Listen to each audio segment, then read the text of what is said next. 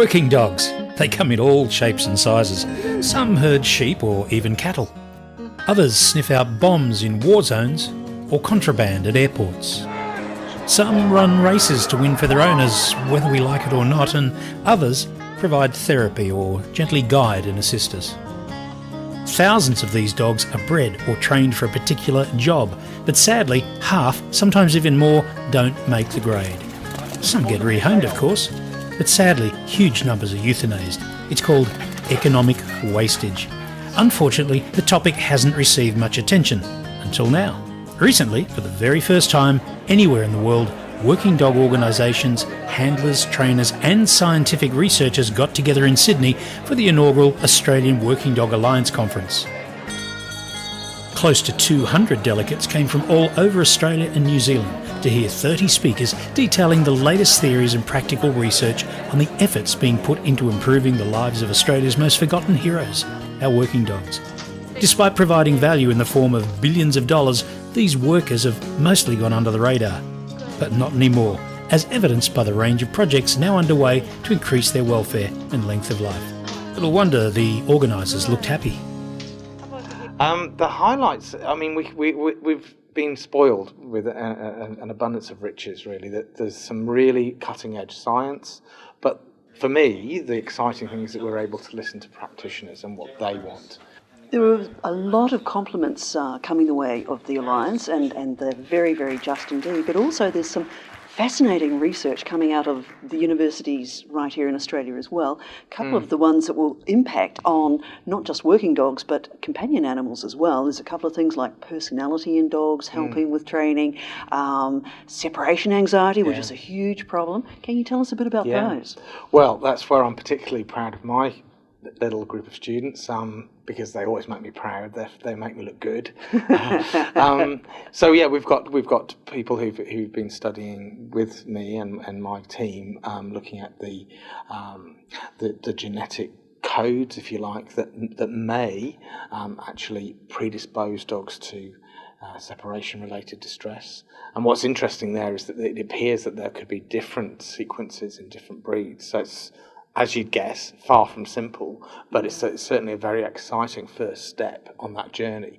And that's just the start. You know, we hope to be able to look for codes that code for behaviours such as impulsive aggression, and that may get rid of the need for BSL. Good would that be? Fabulous, yeah. We're also interested in dogmanship, the qualities not just of the dog, but of the people who are working with them, because of course that's the flip side. It's 50% of the team, and so often, as you know, the dogs cop the blame.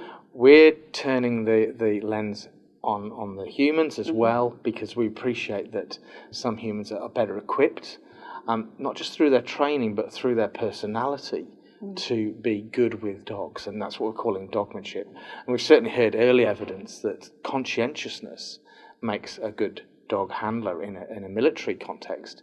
It may also make a good owner in a companion animal context.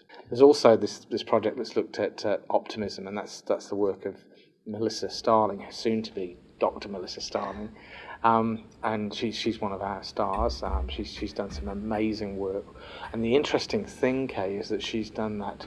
She's made some enormous strides in explaining why certain training techniques work better than others, and how to place the dog in the right level of arousal to get the best out of individual techniques.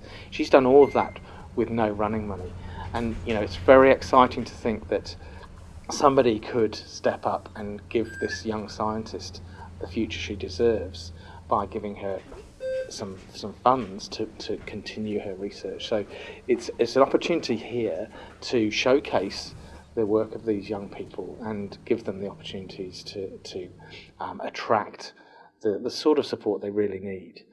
And the end game, of course, you said it all started with the aim of improving the welfare of animals and the lives of humans accordingly, because they are interlinked. The end game is to have less animals needing to be rehomed, I guess. Well, that's one of the welfare benefits, but I think you're right that, you know, there's a human welfare benefit, because if we can understand how the dogs are failing to meet our expectations and needs, then there will be fewer frustrated handlers. And, of course, and this is the big one, the productivity of these dogs in the workplace booms. If we can bring down the failure rates, or the so-called wastage rates, which is a horrible term, well, we can be fairly confident that the people who are working with these dogs are having more enriching experience. The dogs will have a longer working life. There'll be less economic wastage, and I think we can really lead the world in the use and the development of working dogs.